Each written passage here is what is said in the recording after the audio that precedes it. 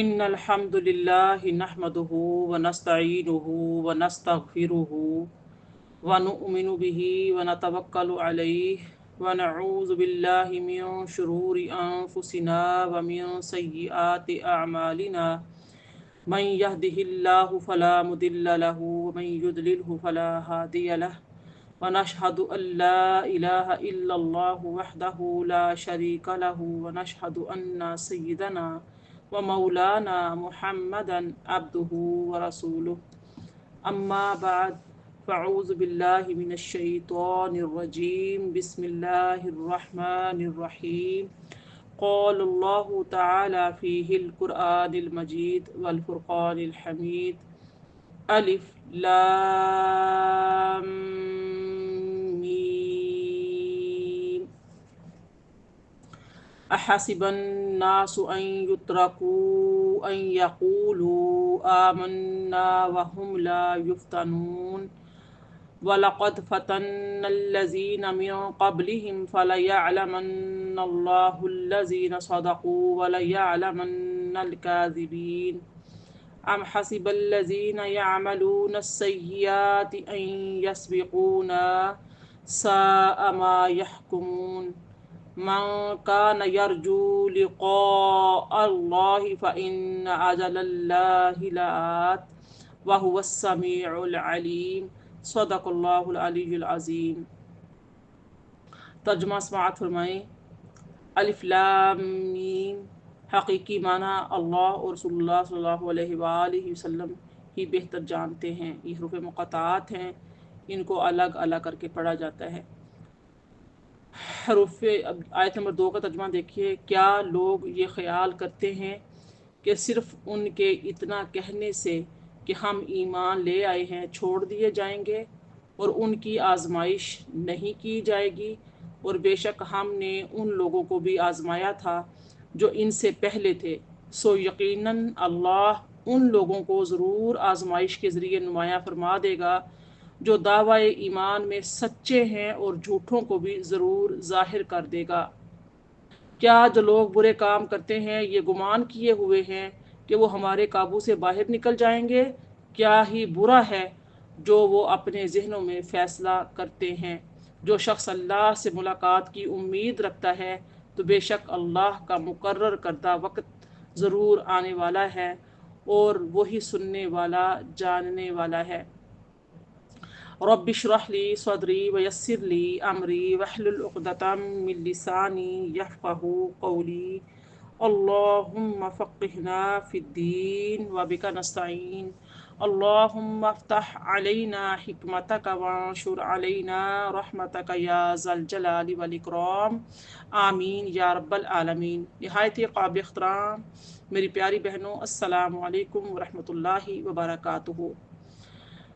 الحمدللہ ثم الحمدللہ، ہم نے کل سورہ قصص کو مکمل کیا اور آج ہم سورہ عنکبوت جو کہ 20ویں پارے میں ہے اس کو شروع کرنے جا رہے ہیں۔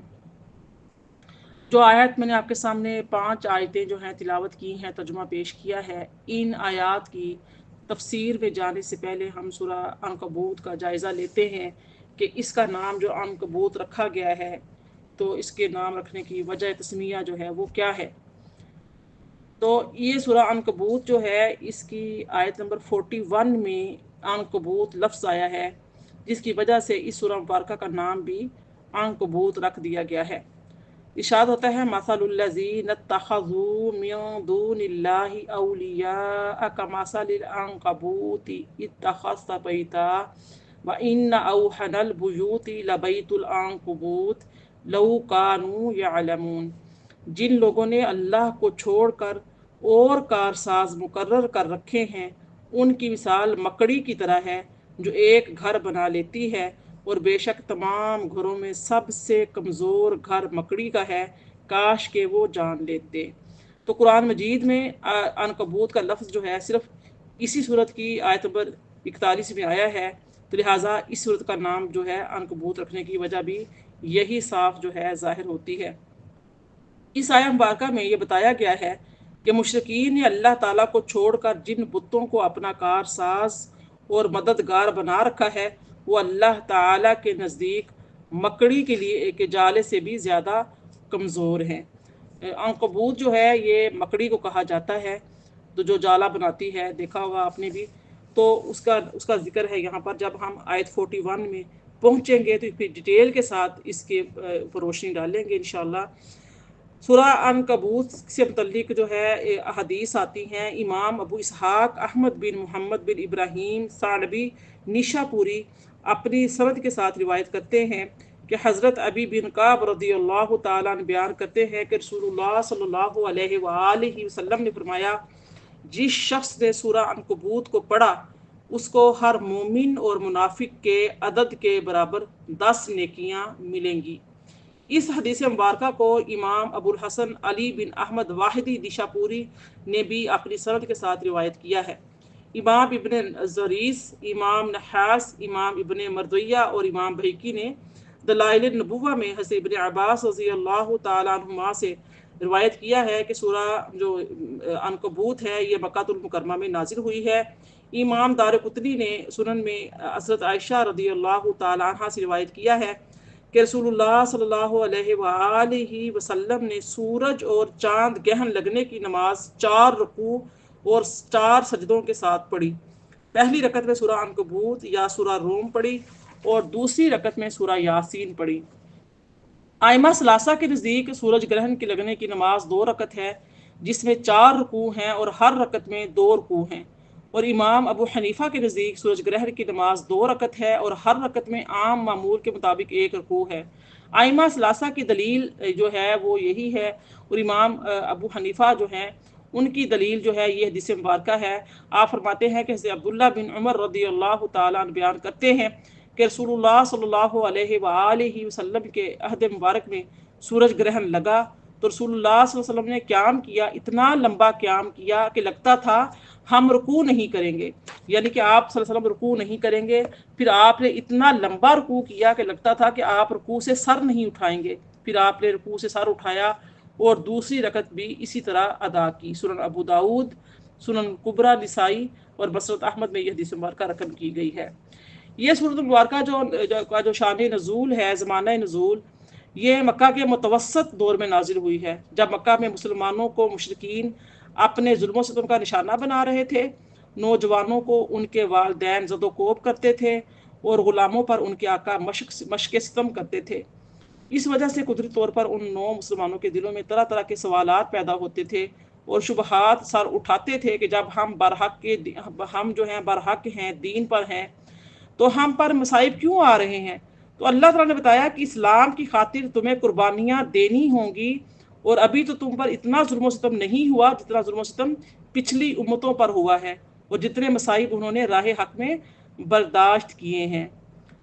یہ شہادت گہے الفت میں قدم رکھنا ہے، یہ شہادت گہے الفت میں قدم رکھنا ہے، لوگ آسان سمجھتے ہیں مسلمان ہونا۔ آپ دیکھیے ترتیب مصحف کے اعتبار سے اس سورت کا نمبر جو ہے وہ 29 ہے، 29، اور ترتیب نزول کے اعتبار سے اس سورت کا نمبر 85 ہے۔ یہ سورہ روم کے بعد اور سورہ مطففین سے پہلے نازل ہوئی ہے۔ مکہ میں سورہ عنکبوت کے بعد سورہ مطففین کے سوا اور کوئی سورت بھی نازل نہیں ہوئی۔ یہ سورت جو ہے ان سورتوں میں سے آخری ہے جو مکہ میں نازل ہوئی ہیں۔ اب اس کی جو مشمولات ہیں وہ یہ ہیں کہ اس سورت کی ابتدائی آیات میں یہ بتایا گیا ہے کہ حق اور سچائی کے راستے میں مشکلات لازماً آتی ہیں، ان سے گھبرانا نہیں چاہیے۔ ماں باپ کی اطاعت کی حدود متعین کی ہیں، اور یہ بتایا ہے کہ اللہ کی معصیت میں ان کی اطاعت جائز نہیں ہے۔ انبیاء سابقین حضرت نوح، حضرت ابراہیم، حضرت لوط، حضرت شعیب، حضرت صالح اور حضرت ہود کی امتوں اور ان کے حالات کا اجمالاً ذکر فرمایا ہے کہ انہوں نے بھی دین حق کی راہ میں مشکلات اور مصائب کا سامنا کیا۔ جو کفار دوسروں کے سہاروں پر اسلام کی مخالفت کر رہے ہیں، ان کی سازشیں تار عنکبوت سے بھی زیادہ ضعیف ہیں۔ نبی صلی اللہ علیہ وآلہ وسلم کی رسالت پر اہل کتاب اور مشرکین کے اعتراضات کے جوابات اسی سورہ میں دیے گئے ہیں۔ جو مسلمان کفار کے ہاتھوں مظالم کا شکار ہو رہے تھے، ان کو ہجرت کرنے کی ہدایت اور ان کے لیے آخرت کے اجر و ثواب کی بشارت دی گئی ہے۔ اس مختصر تعارف کے بعد اللہ تعالیٰ کی دی ہوئی توفیق سے، اس کی تائید سے سورہ جو عنکبوت ہے اس کا ترجمہ شروع کرتی ہوں۔ اللہ پاک سے دعا ہے کہ اللہ پاک مجھ پر حق کو مطلع کرے اور حق بولنے کی توفیق عطا فرمائے، اور جو مجھ پر یعنی کہ باطل ہے وہ آشکار کرے اور اس سے اجتناب کرنے کی ہمیں توفیق عطا فرمائے اور اس کو رد کرنے کی ہمیں توفیق عطا فرمائے۔ جو ہم اس سورہ مبارکہ پر غور و فکر کریں، اللہ پاک اس کو ہمارے عمل کا حصہ بنائے اور عمل کرتے ہوئے اس پہ استقامت نصیب فرمائے اور دوسروں تک پہنچانے کی توفیق عطا فرمائے، آمین ثم آمین۔ میں نے آپ کے سامنے 5 آیات تلاوت کی تھیں۔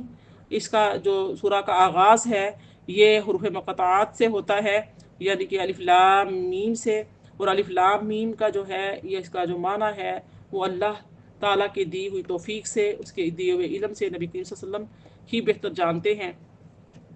ارشاد ہوتا ہے احاسب الناس ان یترکوا ان یقولوا آمنا وهم لا یفتنون، کیا لوگ یہ خیال کرتے ہیں کہ صرف ان کے اتنا کہنے سے کہ ہم ایمان لے آئے ہیں چھوڑ دیے جائیں گے اور ان کی آزمائش نہ کی جائے گی۔ بہت اہم آیات ہے، توجہ کی طالب ہوں آپ کی۔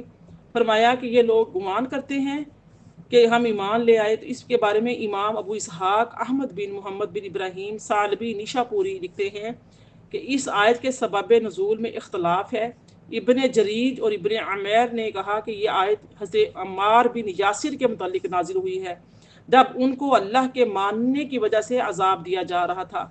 حافظ ابن حجر اسقلانی نے لکھا ہے کہ حضرت عمار بن یاسر اور ان کے والد حضرت یاسر رضی اللہ تعالیٰ عنہما ان لوگوں میں سے تھے جنہیں اللہ تعالیٰ کو واحد ماننے کی وجہ سے عذاب دیا جاتا تھا، اور یہ جو ہے سابقین اولین میں سے تھے۔ ایک دن نبی صلی اللہ علیہ وسلم ان کے پاس سے گزرے جب ان کو عذاب دیا جا رہا تھا، تو آپ نے فرمایا اے آل یاسر صبر کرو، تم سے جنت کا وعدہ ہے۔ امام شعبی نے کہا کہ یہ دونوں آیتیں ان لوگوں کے متعلق نازل ہوئی ہیں جو مکہ میں تھے اور اسلام لا چکے تھے، تو مدینہ سے رسول اللہ صلی اللہ علیہ وسلم کے اصحاب نے ان کو لکھا جب تک تم ہجرت نہیں کرو گے اللہ تعالیٰ تمہارے اسلام کے اقرار کو قبول نہیں فرمائے گا۔ تو پھر وہ مدینہ کا قصد کر کے روانہ ہوئے، تو مشرکین نے ان کا تعاقب کر کے ان کو پھر مکہ واپس لوٹا دیا۔ تب ان کے متعلق یہ آیت نازل ہوئی۔ پھر رسول اللہ صلی اللہ علیہ وسلم کے اصحاب نے ان کی طرف لکھا کہ تمہارے متعلق اس طرح آیات نازل ہوئی ہیں۔ تب مکہ کے مسلمانوں نے کہا اب ہم ہر حال میں مدینہ جائیں گے، خواہ ہم کو مشرکین سے قتال کرنا پڑے۔ پھر وہ مکہ سے روانہ ہوئے تو مشرکین نے حسب سابق ان کا تعاقب کیا، تو مسلمانوں نے ان سے قتال کیا، تو بعض ان میں سے شہید ہو گئے اور بعض جو ہے وہ نجات پا کر مدینے پہنچ گئے۔ تو اللہ رب العزت ہے ان کے متعلق یہ 2 آیتیں نازل فرمائیں۔ اور مقاتل جو ہیں وہ کہتے ہیں کہ یہ آیت حضرت عمر بن خطاب رضی اللہ تعالیٰ عنہ کے آزاد شدہ غلام مہجہ کے متعلق نازل ہوئی ہے۔ وہ پہلے شخص تھے جو جنگ بدر کے دن مسلمانوں کی طرف سے شہید ہوئے تھے۔ عامر بن الحضری جو ہیں وہ کہتے ہیں کہ انہوں نے اس کو تیر مارا تھا جس سے وہ شہید ہوئے تھے۔ تو اس دن نبی صلی اللہ علیہ وسلم نے فرمایا مہجہ سید الشہداء ہیں اور اس امت میں وہ پہلے شخص ہیں جن کو جنت کے دروازے سے پکارا جائے گا۔ ان کے شہید ہونے پر ان کے ماں باپ اور ان کی بیوی بے قراری سے گریہ کر رہے تھے، تو اللہ تعالیٰ نے یعنی کہ یہ آیات جو ہیں ان کے متعلق نازل فرمائی اور یہ بتایا کہ اللہ کو واحد ماننے کی وجہ سے ان کو جو مصائب اور مشقتیں پہنچی ان پر صبر کریں، اور یہ کہ دین اسلام میں بہرحال امتحانوں اور آزمائشوں سے گزرنا ہوتا ہے۔ اس کے بعد دیکھیے آیت نمبر جو 3 ہے، اس میں فرمایا کہ اور بے شک ہم نے اس سے پہلے لوگوں کو آزمایا تھا، وَلَقَدْ فَتَنَّ الَّذِينَ مِن قَبْلِهِمْ فَلَيَعْلَمَنَّ اللَّهُ الَّذِينَ صَدَقُوا وَلَيَعْلَمَنَّ الْكَاذِبِينَ۔ اور بے شک ہم نے ان لوگوں کو بھی آزمایا تھا جو ان سے پہلے تھے۔ پہلے اس آیت کا اتنا پارٹ دیکھ لیتے ہیں۔ امام عبد الرحمن بن محمد بن ادریس الرازی المعروف بابن ابی حاتم اپنی سند کے ساتھ روایت کرتے ہیں کہ اللہ تعالیٰ نے ایک اور آیت میں فرمایا جو کہ سورہ بقرہ کی آیت 214 ہے، ام حسبتم ان تدخلوا الجنۃ ولما یاتکم مثل الذین خلوا من قبلکم مستهم البأساء والضراء وزلزلوا حتى يقول الرسول والذين آمنوا معه متى نصر الله ألا إن نصر الله قریب۔ کیا تم نے یہ گمان کر لیا ہے کہ تم جنت میں داخل ہو جاؤ گے، حالانکہ ابھی تک تم پر ایسی آزمائشیں نہیں آئیں جیسی تم سے پہلے لوگوں پر آئی تھی، ان پر آفتیں اور مصیبتیں پہنچیں اور وہ اس قدر جھنجھوڑ دیے گئے کہ اس وقت کے رسول اور اس کے ساتھ ایمان والے پکار اٹھے کہ اللہ کی مدد کب آئے گی، سنو بے شک اللہ کی مدد عن قریب آئے گی۔ میری پیاری بہنوں، رسول اللہ صلی اللہ علیہ وسلم کے اصحاب کہتے تھے کہ ہمیں پچھلی امتوں کے حالات بتائے گئے، انہیں اللہ کی راہ میں ایذا پہنچائی گئی اور انہوں نے مصائب اور تکالیف میں صبر کیا اور راحت میں اللہ کا شکر ادا کیا، اور اللہ تعالیٰ نے ان کے متعلق یہ فیصلہ کیا کہ عن قریب اللہ ان کو کشادگی اور تنگی میں مبتلا کرے گا اور خیر اور شر میں اور امن اور خوف میں، اطمینان اور بے قراری میں آزمائے گا۔ حضرت خباب بن ارد رضی اللہ تعالیٰ بیان کرتے ہیں کہ رسول اللہ صلی اللہ علیہ وسلم کعبے کے سائے میں اپنی چادر پر ٹیک لگائے ہوئے تھے۔ ہم نے آپ سے عرض کیا، آیا آپ ہمارے لیے مدد طلب نہیں کرتے؟ آیا آپ ہمارے لیے دعا نہیں کرتے؟ آپ نے فرمایا، تم سے پہلی امتوں میں سے ایک شخص کو زمین میں دبا دیا جاتا، پھر اس کے جسم پر آری رکھ کر اس کے جسم کو 2 حصوں میں کاٹ دیا جاتا، اور یہ ظلم اسے اس کے دین سے منحرف نہیں کرتا تھا، اور اس کے جسم میں لوہے کی کنگھی چلا کر اس کے گوشت، اس کی رگوں اور اس کے پٹھوں کو چھیل دیا جاتا، اور یہ ظلم بھی اسے اس کے دین سے منحرف نہیں کرتا تھا، اور اللہ اپنے اس دین کو مکمل فرمائے گا، حتیٰ کہ ایک سوار صنعاء سے خضر موت تک کا سفر کرے گا اور اسے اللہ کے سوا اور کسی کا خوف نہیں ہوگا، البتہ اس کو اپنی بکریوں کے متعلق بھیڑیے کا ڈر ہوگا، لیکن تم لوگ جلدی کرتے ہو۔ یہ حدیث مبارکہ صحیح بخاری، سنن ابو داؤد، سنن نسائی، مسند احمد میں ہے۔ میری پیاری بہنوں، غور کرتے چلیں ان حدیث پر کہ پہلی امتیں جو نبی کریم صلی اللہ علیہ وآلہ وسلم، یعنی کہ ہم جو آپ کی امتی ہیں، ہم سے پہلے جو امتیں گزری ہیں، ان پر کیسے کیسے ظلم و تشدد کیے گئے، کس کس طریقے سے، پھر نبی کریم صلی اللہ علیہ وسلم کے اصحاب پر کس طریقے سے ظلم کیے گئے۔ ہمیں تو پلیٹ میں رکھ کر اسلام ملا، ہم پیدا ہوئے تو ہمارے کانوں میں اذانیں دے دی گئیں کہ ہمارے نام مسلمانوں والے رکھ دیے گئے، اور اس کے بعد اسلام پر نہ ہم نے اسلام کو جاننے کی کوشش کی، نہ ہمیں جاننے کی نعوذ باللہ ضرورت ہے، بس ہم بائی نیم مسلم ہیں۔ جو کر رہے ہیں، ہمارا کردار کیا ہے، ہمیں خود دیکھنا چاہیے۔ حضرت ابو سعید خدری رضی اللہ تعالیٰ بیان کرتے ہیں کہ نبی صلی اللہ علیہ وسلم کو بخار تھا، میں آپ کے پاس گیا، میں نے آپ پر ہاتھ رکھا تو میں نے اپنے ہاتھوں میں اس کی تپش محسوس کی۔ میں نے عرض کیا، یا رسول اللہ، آپ کو کتنا تیز بخار ہے؟ آپ نے فرمایا، ہمارا حال اس طرح ہوتا ہے، ہمارے لیے مصائب کو دگنا کر دیا جاتا ہے تاکہ ہم کو اجر بھی دگنا ملے۔ میں نے عرض کیا، یا رسول اللہ، لوگوں میں سب سے زیادہ سخت مصائب کس پر آتے ہیں؟ آپ نے فرمایا، نبیوں پر۔ میں نے پوچھا، پھر کس پر آتے ہیں؟ آپ نے فرمایا، پھر نیک لوگوں پر۔ بے شک ان میں سے کسی ایک کو فقر میں مبتلا کیا جاتا ہے، حتیٰ کہ اس کے پاس پہننے کے لیے صرف ایک چادر ہوتی ہے، اور بے شک ان میں سے ایک شخص مصیبت سے اس طرح خوش ہوتا ہے جس طرح تم میں سے کوئی ایک شخص راحت سے خوش ہوتا ہے۔ سنن ابن ماجہ، مسند ابو یعلا، مسند عبد الرزاق اور مسند احمد میں یہ حدیث مبارکہ رقم کی گئی ہے جو آپ کے سامنے میں نے بیان کی ہے۔ اب قابل غور حدیث مبارکہ ہے، حضرت سعد بن ابی وقاص رضی اللہ تعالیٰ عنہ بیان کرتے ہیں کہ میں نے پوچھا، یا رسول اللہ، لوگوں میں سب سے زیادہ سخت مصیبت کس پر آتی ہے؟ تو نبی صلی اللہ علیہ وسلم نے فرمایا، انبیاء پر، پھر جو ان کے قریب ہوں، سو ہر شخص اپنے دین کے اعتبار سے مصیبت میں مبتلا ہوتا ہے۔ جو شخص اپنے دین میں سخت ہوتا ہے اس پر سخت مصیبت آتی ہے، اور جو شخص اپنے دین میں نرم ہوتا ہے اس پر اپنے دین کے اعتبار سے مصیبت آتی ہے۔ بندہ مسلسل مصائب میں مبتلا ہوتا رہتا ہے حتیٰ کہ وہ زمین پر اس حال میں چلتا ہے کہ اس پر کوئی گناہ نہیں ہوتا۔ یہ حدیث مبارکہ سنن ترمذی، سنن ابن ماجہ، مصنف ابن ابی شیبہ اور مسند احمد، سنن دارمی، مسند الباز جو ہے اس میں، مسند ابو یعلا میں، صحیح ابن حبان میں، شعب الایمان میں اور شرح سنہ میں یہ حدیث مبارکہ تمام جو کتب حدیث کا میں نے آپ کے سامنے نام لیا ہے اس میں رقم کی گئی ہے۔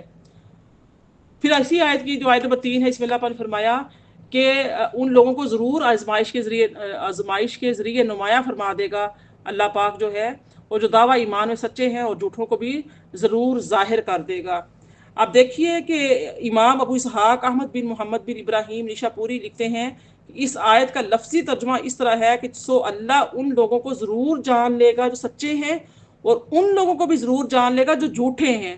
اور اس سے معلوم ہوتا ہے کہ اللہ تعالیٰ کو مستقبل میں ہونے والے کسی کام کا پہلے غم نہیں ہوتا، بلکہ اس کام کو واقع ہو جانے کے بعد اس کا علم ہوتا ہے۔ حالانکہ اللہ تعالیٰ کو لوگوں کے امتحان لینے سے پہلے اس کا علم ہے، اور اس کا علم قدیم تام ہے، اور اس آیت کا معنی یہ ہے کہ اللہ تعالیٰ اس کو ظاہر کر دے گا حتیٰ کہ اس کو معلوم ہونا موجود اور محقق ہو جائے۔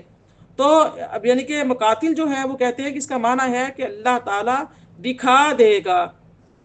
اللہ تعالیٰ کے علم کی دو قسمیں ہیں، ایک قسم یہ ہے کہ وہ ماضی کی کسی بات کو جانتا ہے، اور دوسری قسم یہ ہے کہ اس کو علم ہے کہ مستقبل میں فلاں کام ہوگا، اور اس کو یہ علم ہے کہ فلاں وقت میں یہ کام ہوگا، تو اس کام کے ہو جانے اور وقوع کے علم تو اس وقت ہوگا جب وہ کام واقع ہو جائے گا، اور اگر اس کے وقوع سے پہلے یہ علم ہو کہ یہ کام واقع ہو گیا تو یہ غلط اور خلاف واقع ہوگا، جیسا کہ سورہ محمد کی آیت نمبر 31 میں آتا ہے وَلَنَبْلُوَنَّكُمْ حَتَّىٰ نَعْلَمَ الْمُجَاهِدِينَ مِنكُمْ وَالصَّابِرِينَ وَنَبْلُوَ أَخْبَارَكُمْ، ہم ضرور تمہارا امتحان لیں گے حتیٰ کہ ہم تم میں سے جہاد کرنے والوں اور صبر کرنے والوں کو ظاہر کر دیں گے، اور ہم تمہاری خبروں کو جانچ لیں گے۔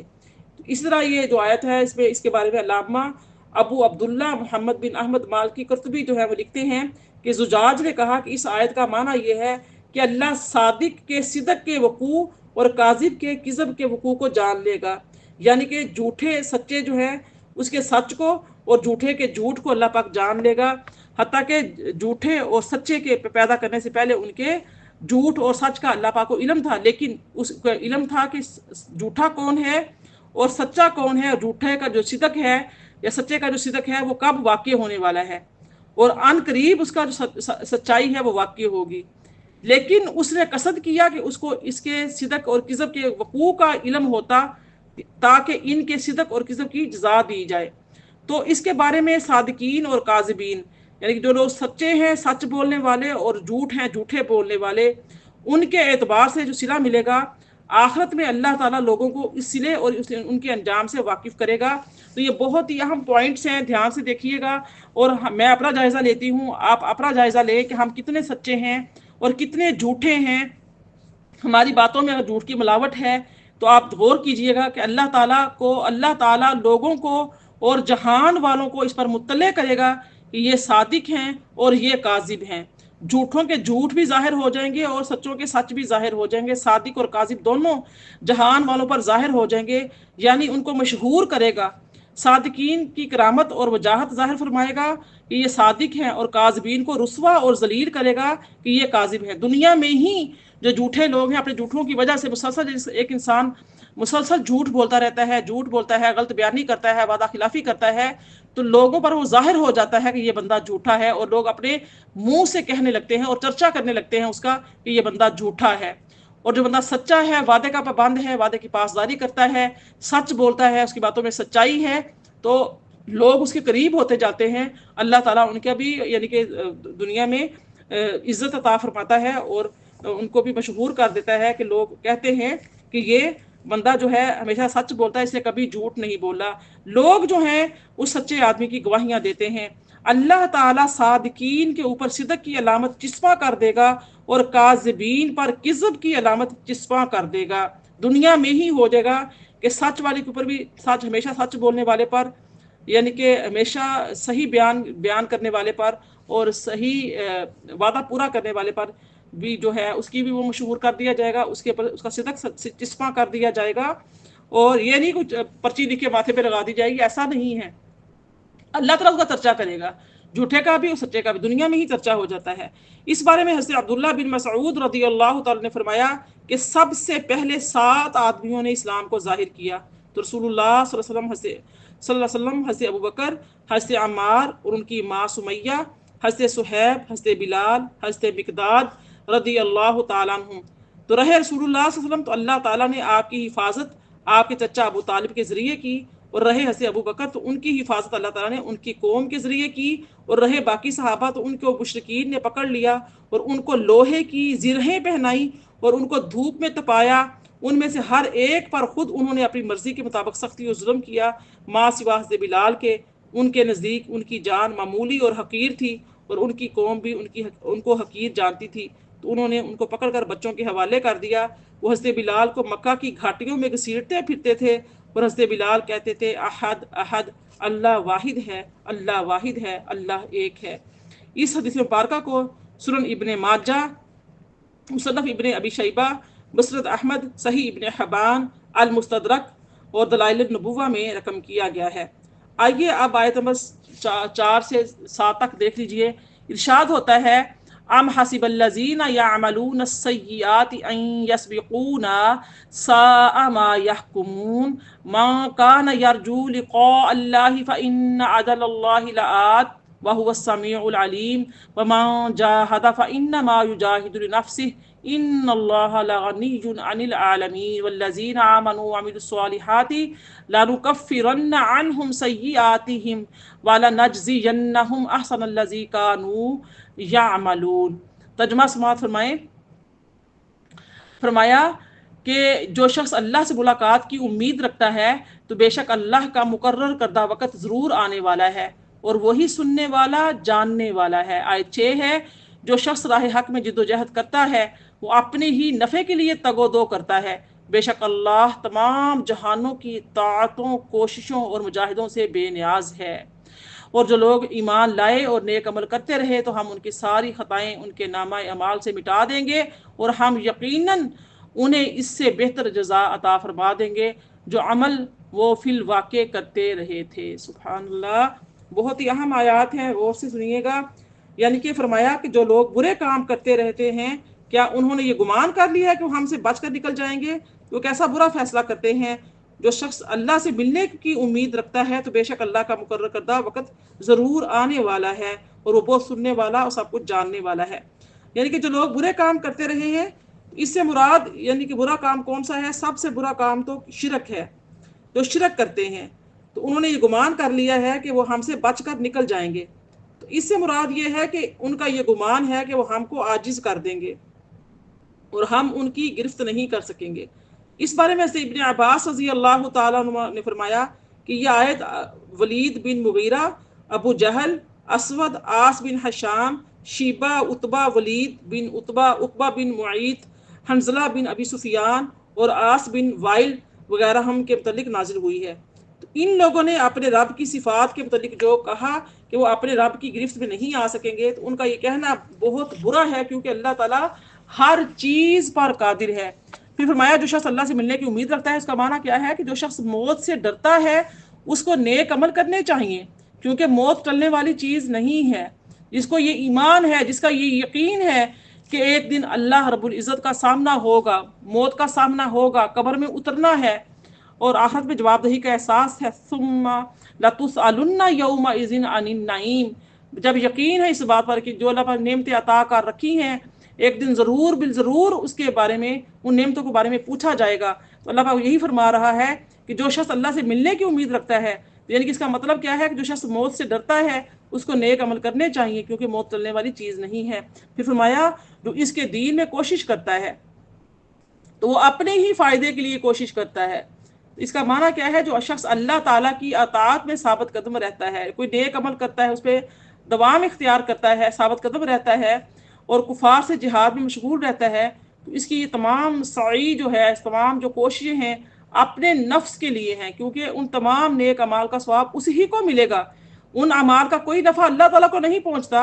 बेशक अल्लाह ताला तमाम जहानों से गनी है, यानी उसको किसी के अमल की ज़रूरत नहीं है। अगर हम नमाज पढ़ेंगे, कुरान पढ़ेंगे, अच्छे अमाल करेंगे, अल्लाह ताला की राह में अपना माल सदका करेंगे तो हम क्या करेंगे? उसका अजर अपने लिए अल्लाह ताला के अल्लाह को राज़ी करेंगे और अपना अमल अपने लिए ही जन्नत के रास्ते आसान करेंगे, अपनी मौत को आसान करेंगे, हमारी कब्र में राहतें होंगी। अल्लाह पाक को तो इससे कोई नहीं मिल रहा, कुछ भी नहीं। अल्लाह पाक को तो इसका तालिब ही नहीं है। हम मतलूब हैं, हमें चाहिए, हम अपने जो भी करते हैं, नेक काम करते हैं, कुछ भी करते हैं, तो हम क्या करते हैं, किस लिए करते हैं? अल्लाह पाक फरमा रहा है कि तुम अपने लिए करते हो, इसका नफ़ा तुम्हें ही पहुंचने वाला है, तुम्हें ही फ़ायदा पहुंचने वाला है।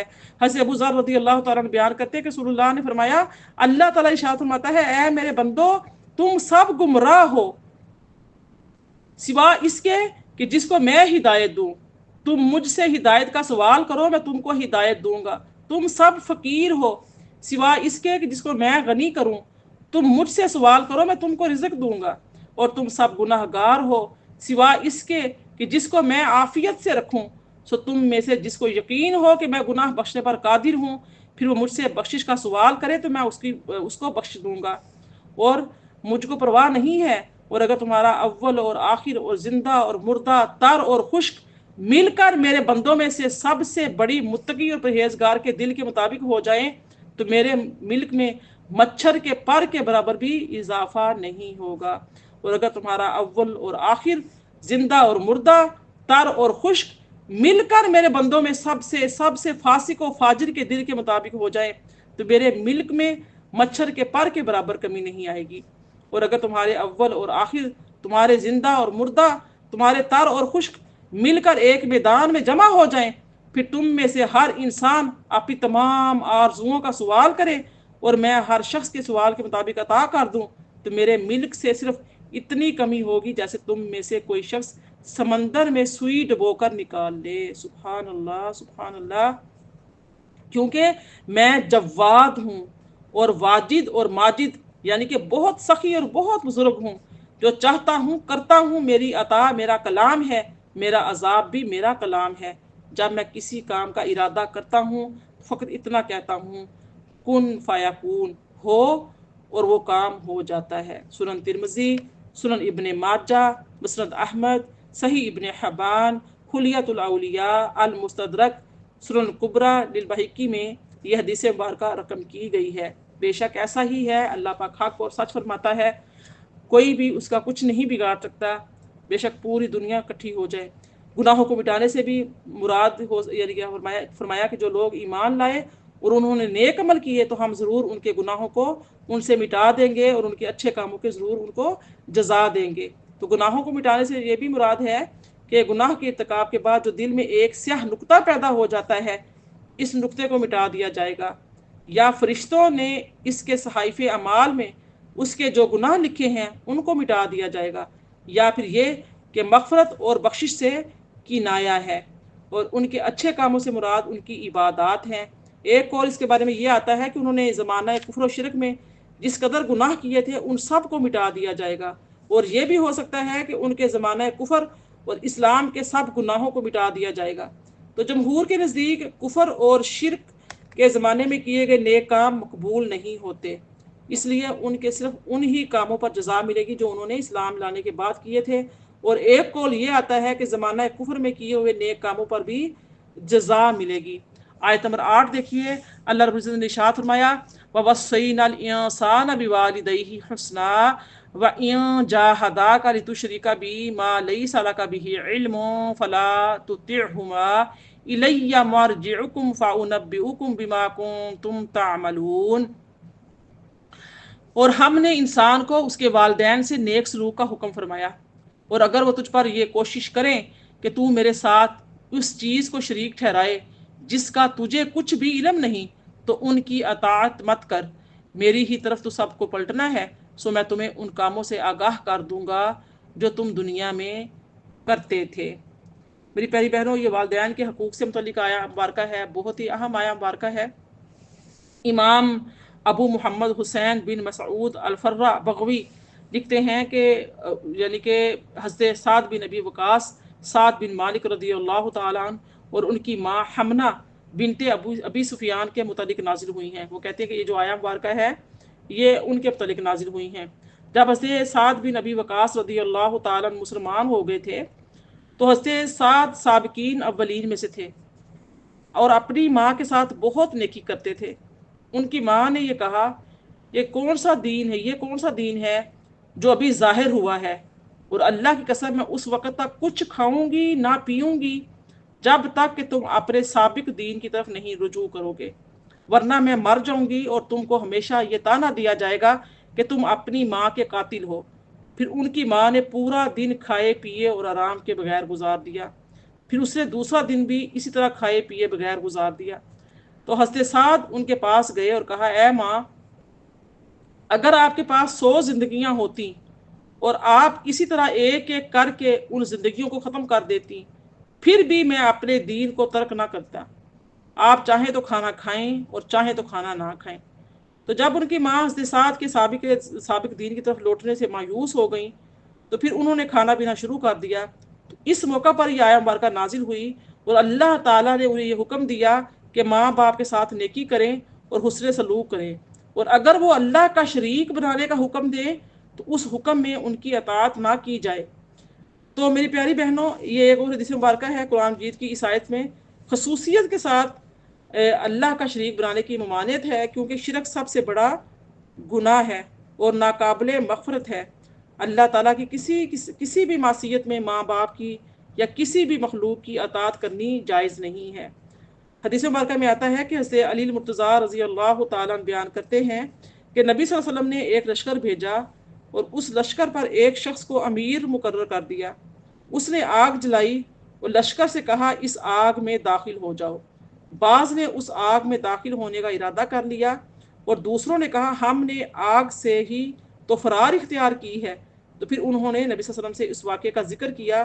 तो जिन लोगों ने उस आग में दाखिल होने का इरादा किया था उनसे आपने फरमाया, अगर तुम इस आग में दाखिल हो जाते तो क़यामत तक उसी आग में रहते। और दूसरों से फरमाया, मासियत अल्लाह की नाफरमानी में किसी की अताअत नहीं है, अताअत सिर्फ नेकी में होती है। सही बुखारी, सही मुस्लिम, सुनन अबू दाऊद, सुनन निसाई, मसनद अहमद, सही इब्न हबान, मसनद बज़ और मुसन्नफ़ इब्न अबी शैबा के में ये जो हदीस मुबारक आपके सामने पेश की है, ये रकम की गई है। कुरान मजीद की इस आयत में वालिदैन की अताअत का भी हुक्म दिया गया है और वालिदैन की अताअत के मतलब कुछ अहादीस भी बयान की गई हैं जो मैं आपके सामने चंद रख देती हूँ।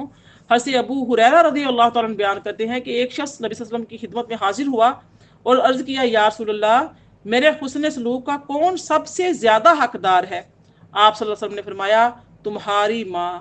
उसने पूछा, फिर कौन? आपने फरमाया, तुम्हारी माँ। उसने फिर पूछा, या रसूलल्लाह, फिर कौन? आपने फरमाया, तुम्हारी माँ। उसने पीछा चौथी बार पूछा, फिर कौन? आपने फरमाया, तुम्हारा बाप। सही बुखारी, सही मुस्लिम, मसनद हमीदी और मसनद अहमद में यह हदीस मुबारक का रकम है। हज़रत अबू हुरैरा रज़ी अल्लाह तआला अन्हु बयान करते हैं कि मैंने रसूलुल्लाह सल्लल्लाहु अलैहि वसल्लम से को फरमाते हुए सुना है कि उस शख्स की नाक खाक आलूदा हो, उस शख्स की नाक खाक आलूदा हो, उस शख्स की नाक खाक आलूदा हो। आपने 3 मरतबा ये अल्फाज फरमाए। अर्ज़ किया गया, किसकी या रसूलल्लाह? आपने फरमाया, जिसने अपने वालिदैन या उनमें से किसी एक को बुढ़ापे में पाया फिर वो जन्नत में दाखिल नहीं हुआ। सही मुस्लिम, सुनन तिरमिज़ी, मसनद अहमद में यह हदीस मुबारक रकम की गई है। इसी तरीके से हज़रत अब्दुल्लाह बिन अमर बिन अल-आस रज़ी अल्लाह तआला बयान करते हैं कि रसूलुल्लाह सल्लल्लाहु अलैहि वसल्लम के पास एक शख्स आया और उसने कहा, या रसूलल्लाह, मेरे पास माल भी है और मेरी औलाद भी है, मेरे वालिद को मेरे माल की ज़रूरत है। आपने फरमाया, तुम खुद और तुम्हारा माल तुम्हारे बाप की मलकियत है। बहुत ही अहम हदीस मुबारक है और समझने वाली हदीस मुबारक है। फरमाया, तुम खुद, तुम्हारी औलाद, तुम्हारा माल सब तुम्हारी बाप की मलकियत है। बेशक तुम्हारी औलाद तुम्हारी पकीज़ा कमाई में से है, बस तुम अपनी औलाद की कमाई से खाओ। सुनन अबू दाऊद, सुनन इब्न माजा, मसनद अहमद, जामिउल असूल में ये रकम हदीस जो हदीस मुबारक है रकम की गई है। यानी कि तुम्हारी कमाई तुम्हारी औलाद है, तुम अपनी औलाद से खाओ। तुम अपने बाप की औलाद हो, तुम्हारा जो माल है जो कुछ भी है तुम्हारे बाप का है।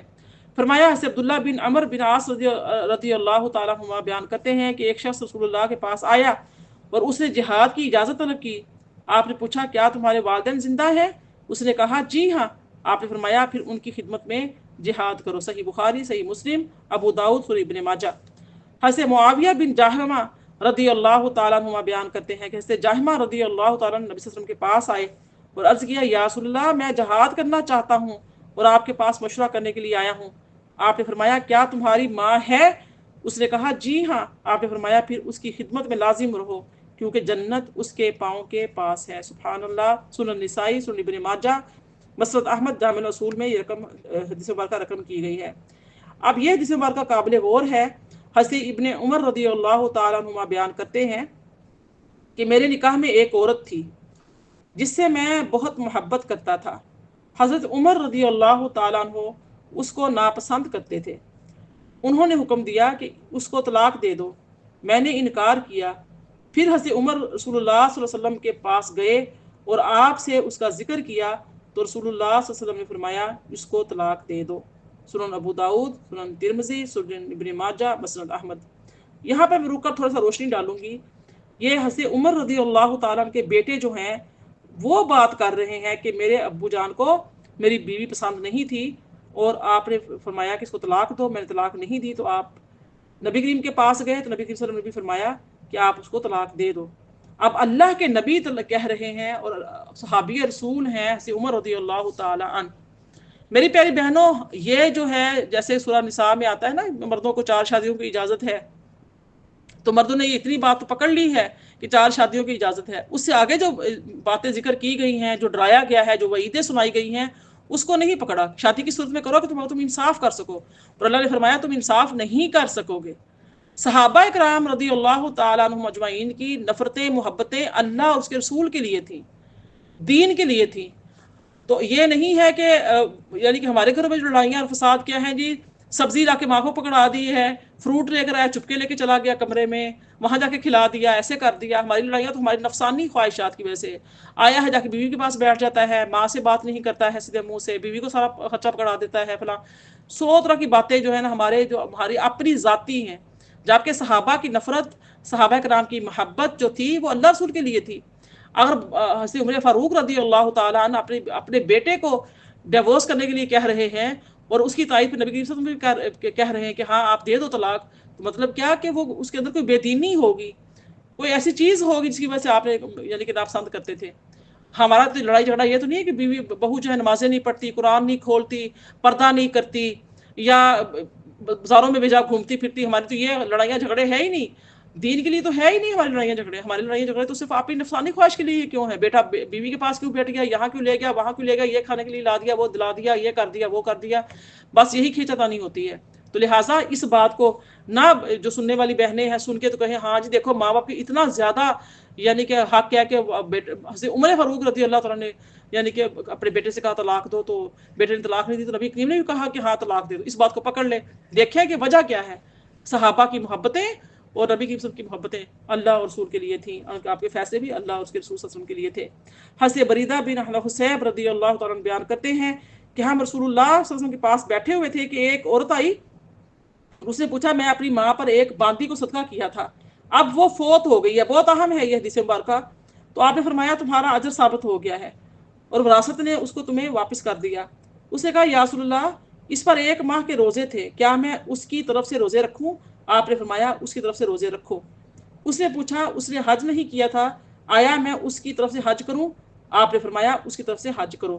صحیح مسلم، سنن ترمذی، سنن ابو داؤد اور مسند احمد جامع الاصول میں یہ حدیث مبارکہ رقم کی گئی ہے۔ پیاری بہنوں، اگر حج فرض ہے پہلے اپنا فریضہ ادا کرنا ہوگا، اس کے بعد حج جو ہے، اور ماں باپ کے اوپر فرض تھا اور وہ نہیں کر سکے کسی وجہ سے، زندگی نے مہلت نہیں دی یا سستی کرتے رہے، تو اب وہ اولاد چاہے کسی کو بھی کروا سکتی ہے حج بدل، یا پھر خود بھی کر سکتی ہے، لیکن پہلے اپنا فریضہ ادا کیا ہو۔ ایسے ہی رمضان شریف کے روزے ہیں جو خود پر فرض ہیں وہ رکھے جائیں گے، بعد میں والدین کی طرف سے رکھے جائیں گے یا ان کا فدیہ دے دیا جائے گا۔ یہ صورتحال ہے، مسئلے کو سمجھنے کی ضرورت ہے۔ حضرت اسماء بنت ابی بکر رضی اللہ تعالیٰ عنہ بیان کرتی ہیں کہ میری ماں میرے پاس آئیں اور وہ رسول اللہ صلی اللہ علیہ وسلم کے عہد میں مشرکہ تھیں۔ میں نے رسول اللہ صلی اللہ علیہ وسلم سے پوچھا کہ میری ماں اسلام سے اعراض کرنے والی ہیں، آیا میں ان سے ملوں؟ آپ نے فرمایا تم ان سے ملو۔ صحیح بخاری، صحیح مسلم، سنن ابو داؤد، مسند احمد جامع الاصول میں یہ حدیث مبارکہ رقم کی گئی ہے۔ حضرت ابن عمر رضی اللہ تعالیٰ عنہما بیان کرتے ہیں کہ ایک شخص نے نبی صلی اللہ علیہ وسلم کے پاس آ کر عرض کیا یا رسول اللہ میں نے بہت بڑا گناہ کر لیا ہے، آیا میری توبہ ہو سکتی ہے؟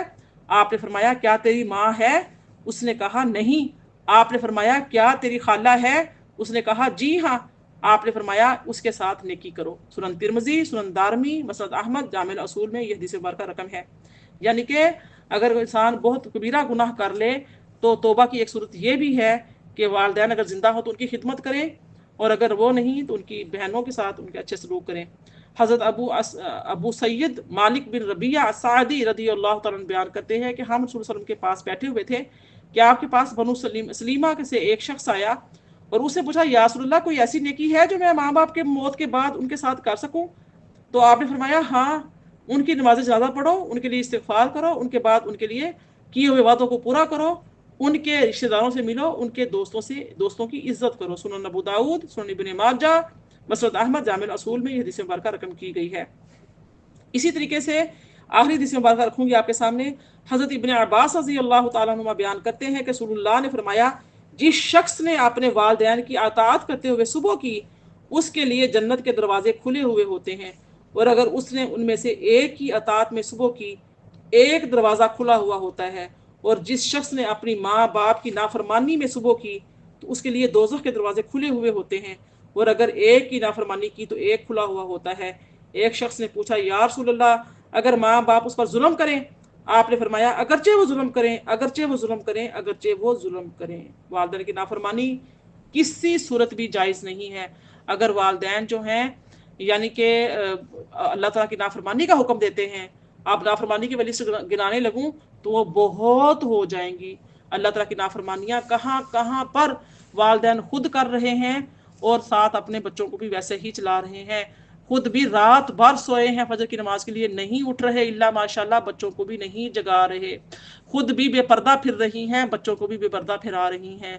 خود بھی سود میں رشوت میں پڑے ہوئے ہیں، اپنی والدہ بچوں کو بھی ویسی ہی تربیت دے رہی ہیں۔ ناجائز حق لے کے کیا میں لسٹ گناؤں کہ کیا کچھ کر رہے ہیں معاشرے میں، اور یہ سارے اللہ کی نافرمانیوں والے کام ہیں جو کہ کیے جا رہے ہیں۔ تو لہٰذا اللہ تعالیٰ کی نافرمانی میں والدین کی اطاعت جائز نہیں ہے۔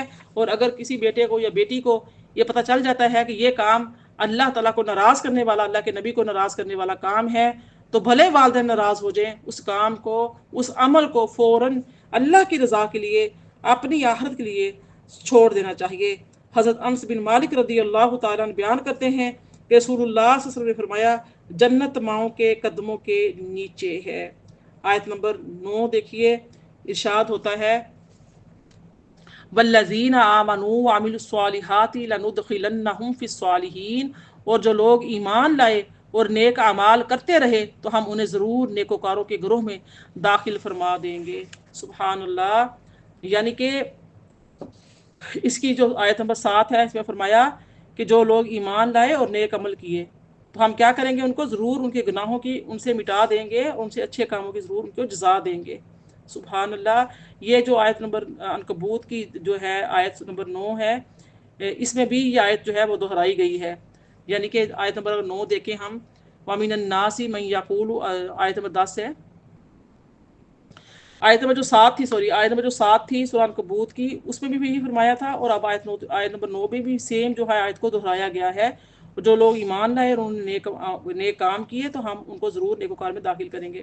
یعنی کہ صالحین سے یہاں پہ مراد ہے کہ جو نیکی کے آخری درجے کو پہنچے ہوئے ہوں، اور جب مومن نیکی اور تقوی کے انتہائی درجے پر فائز ہوگا تو اس کا جو پھل ہے، ثمرہ ہے، اس کی جزا حاصل ہوگی، اور وہ جنت، وہ جو ثمرہ ہے، جو جزا ہے، وہ کیا ہے، وہ جنت ہے۔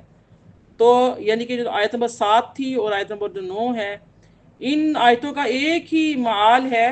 فرمایا اور وہ بعض لوگ جو کہتے ہیں ہم اللہ پر ایمان لائے، آیت نمبر جو 10 ہے، 11 میں آتا ہے، اور لوگوں میں ایسے شخص بھی ہوتے ہیں جو زبان سے کہتے ہیں کہ ہم اللہ پر ایمان لائے، آیت نمبر 10، پھر جب انہیں اللہ کی راہ میں کوئی تکلیف پہنچائی جاتی ہے تو وہ لوگوں کی آزمائش کو اللہ کے عذاب کی مانند قرار دیتے ہیں، اور اگر آپ کے رب کی جانب سے کوئی مدد آپ پہنچتی ہے تو وہ یقیناً یہ کہنے لگتے ہیں کہ ہم تو تمہارے ساتھ ہی تھے۔ کیا اللہ ان کی باتوں کو نہیں جانتا جو جہان والوں کے سینوں میں پوشیدہ ہیں؟ وَلَا يَعْلَمَنَّ اللَّهُ الَّذِينَ آمَنُوا وَلَا يَعْلَمَنَّ الْمُنَافِقِينَ، آیت جو ہے 11 ہے، اور اللہ ضرور ایسے لوگوں کو ممتاز فرما دے گا جو سچے دل سے ایمان لائے ہیں، اور منافقوں کو بھی ضرور ظاہر کر دے گا۔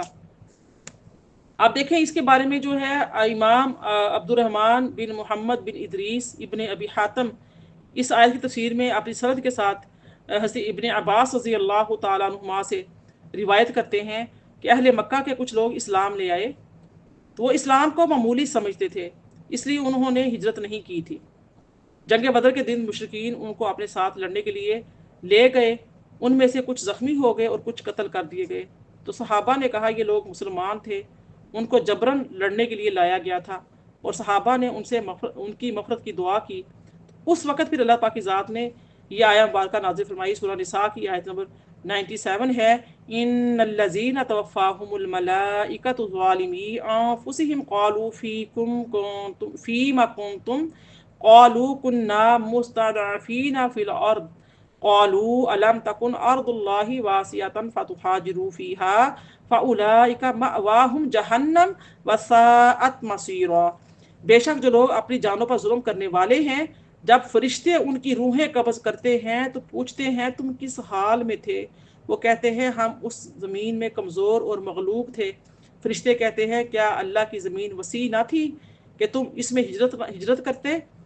تو یہ وہ لوگ ہیں جن کا ٹھکانہ دوزخ ہے اور وہ بہت برا ٹھکانہ ہے۔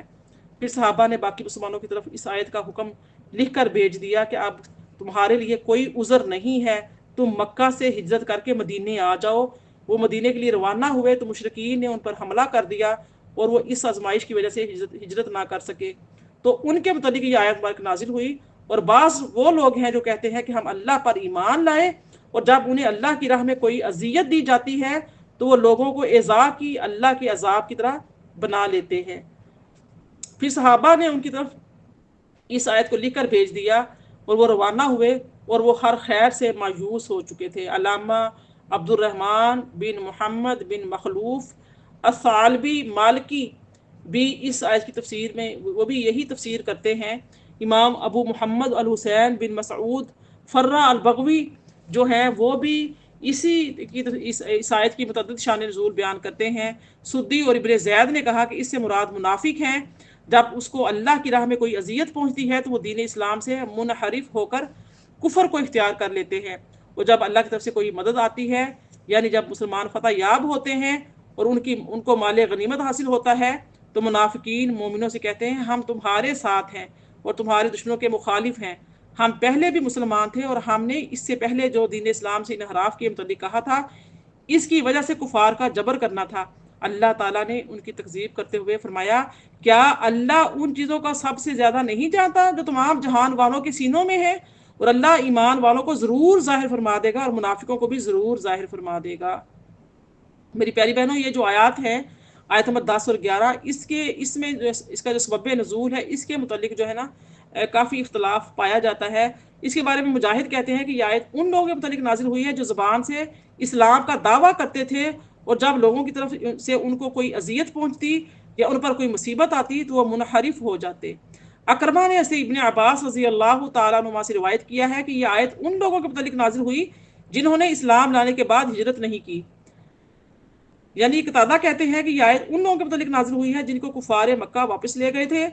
اسی وجہ سے امام شابی نے یہ کہا کہ ابتداءً سورت سے لے کر یہاں تک 10 آیتیں مدنی ہیں اور باقی تمام سورت جو ہے وہ مکی ہے، یعنی کہ ان کا یہ خیال ہے کہ پہلی آیت 10 جو ہے وہ مدنی ہے اور باقی جو ہیں وہ مکی ہیں۔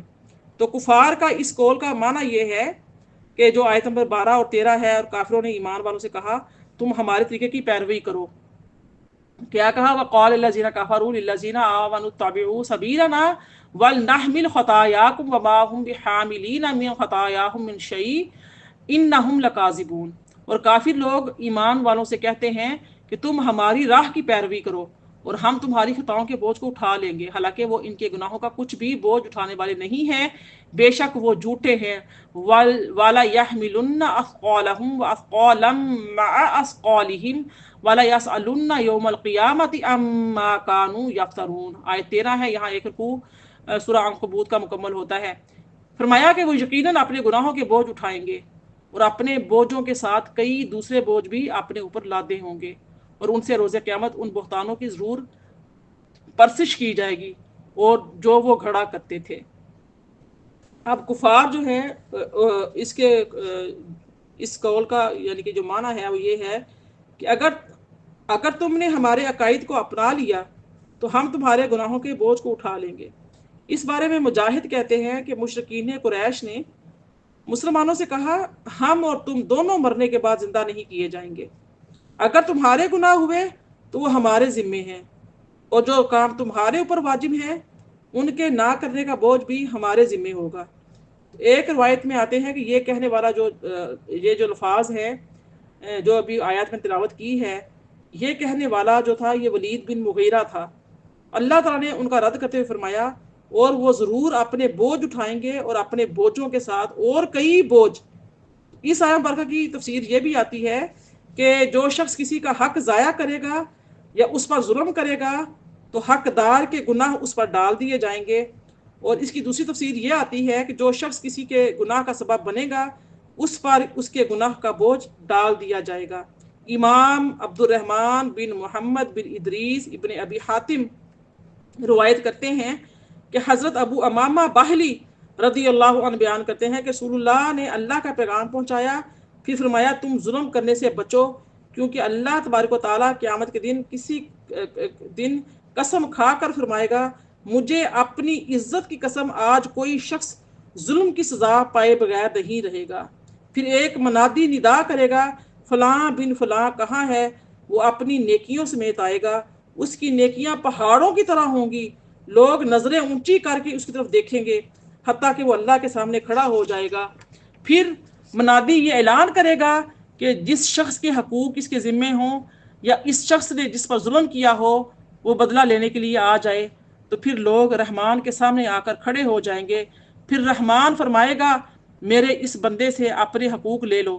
لوگ کہیں گے ہم اس سے کس طرح حقوق لیں؟ اللہ تعالیٰ ان سے فرمائے گا اس کی نیکیاں لے لو۔ لوگ اس کی نیکیاں لینا شروع کر دیں گے حتیٰ کہ اس کی ایک نیکی بھی نہیں رہے گی اور ابھی بدلہ لینے والے باقی ہوں گے۔ اللہ تعالیٰ فرمائے گا اس سے اپنا حق لے لو۔ لوگ کہیں گے اس کی تو اب ایک نیکی بھی نہیں رہی ہے۔ اللہ تعالیٰ فرمائے گا اپنے اپنے گناہ اس کے اوپر لاد دو۔ پھر نبی صلی اللہ علیہ وآلہ وسلم نے اس آیت سے استدلال کیا اور وہ ضرور اپنے بوجھ اٹھائیں گے اور اپنے بوجھوں کے ساتھ اور کئی بوجھ اٹھائیں گے۔ اللہ اکبر۔ اللہ پاک سے دعا ہے کہ جب ہم اس دنیا سے جائیں تو کسی کی کوئی بھی حقوق جو ہیں وہ ہمارے ذمے نہ ہوں۔ اللہ اپنے حقوق اپنی رحمت سے ہمیں معاف فرما دے اور اپنے بندوں کے حقوق ہمیں دنیا میں ادا کرنے کی توفیق عطا فرمائے۔ ظلم زیادتی سے ہمیں اللہ پاک محفوظ فرمائے۔ ظالم کا بڑا برا انجام ہونے والا ہے۔ جو لوگ ظالم ہیں، ظلم کرتے ہیں، تو اللہ تعالیٰ کا ساتھ ہمیشہ مظلوم لوگوں کے ساتھ ہوتا ہے، مقتول کے ساتھ ہوتا ہے، قاتل کے ساتھ نہیں ہوتا، ظالم کے ساتھ نہیں ہوتا۔ آج دنیا میں انسان کیا کچھ کر اپنے آپ کو خدا بنا بیٹھا ہے، کتنا ظلم و تشدد ہو رہا ہے، کتنی خون ریزی ہو رہی ہے، تو بروز قیامت کیا ہوگا؟ یہ دنیا کے خدا بن بیٹھے ہیں، یہ فرعون کا کردار ادا کر رہے ہیں جو لوگ جہاں جہاں پر بھی ظلم و تشدد کر رہے ہیں۔ اللہ پاک اپنی امان میں اپنی پناہ میں رکھے، ہمیں ہماری اولادوں کو ان کے ظلم و ستم سے دور فرمائے، آمین۔ قتادہ جو ہے وہ اس کی تفسیر میں کہتے ہیں کہ جس نے کسی قوم کو گمراہی کی طرف بلایا اس کے اوپر اس قوم کے گناہ لاد دیے جائیں گے اور اس قوم کے گناہوں میں کوئی کمی نہیں کی جائے گی۔ حضرت معاذ بن جبل رضی اللہ تعالیٰ عنہ بیان کرتے ہیں کہ مجھ سے رسول اللہ نے فرمایا بے شک مومن سے قیامت کے دن اس کے تمام باتوں کے متعلق سوال کیا جائے گا، حتیٰ کہ اس کی آنکھوں کے سرمے کے متعلق بھی سوال کیا جائے گا، اور اس نے انگلی سے کسی کی مٹی جو کھرچی ہوگی اس کے متعلق بھی سوال کیا جائے گا۔ سو اے معاذ میں قیامت کے دن تمہیں اس حال میں نہ پاؤں کہ کوئی شخص تم سے ان نیک اعمال کے لینے میں کامیاب نہ ہو جائے جو تم کو اللہ نے عطا کیے ہیں۔ یہ تفسیر امام ابن ابی حاتم میں یعنی کہ تفسیر ابن کثیر میں اور دارالفقر بیروت میں یہ حدیث مبارکہ رقم کی گئی ہے۔ ان احادیث کی تصدیق اس حدیث میں بھی ہے جو صحیح ہے۔